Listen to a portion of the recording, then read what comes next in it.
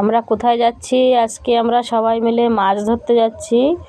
আমরা সবাই, আমি আছি, এই যে পুঁটি আছে, কর্তামশাই আছে, কর্তামশাইয়ের কাছে দেখো লালু আছে। লালুকে কালকে নিয়ে এসেছে আমার ছেলে, ওকে পালবে। আর লালুর বাবা বলছে আমাকে, বন্ধুদেরকে বলো আমি লালুর বাবা।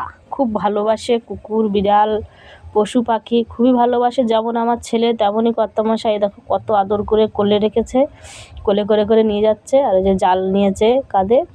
আমরা পুকুরে মাছ ধরতে যাচ্ছি, ছোট ছোট মাছ পুকুরে ছাড়ার জন্য। রিয়াঙ্কা যায়নি, রিয়াঙ্কা বলছে আমি যাব না, আমার খুব শরীর খারাপ, আমার ভালো লাগছে না, আমি একটু ঘুমাবো। এই জন্য আজকে রিয়াঙ্কার সঙ্গে নেই, আমরা তিনজনে যাচ্ছি মাছ ধরতে। যে আমি বালতি নিয়েছি, খাবারও নিয়েছি মাছের। পুটি আমাকে বলছে জেঠি দেখো আমি একটা কি কিনেছি কানের।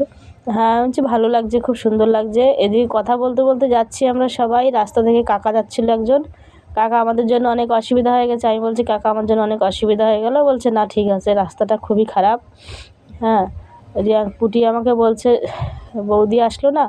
বলছি না রে, বৌদির শরীরটা ভালো লাগছে না, ওই জন্য আসেনি।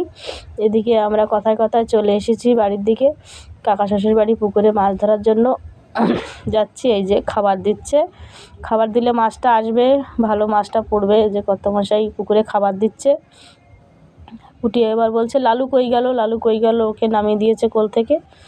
দেখা যাক কি মাছ ওঠে, কতটা কি মাছ পাওয়া যায়। ঠান্ডার দিনে মাছ তো পড়ে না।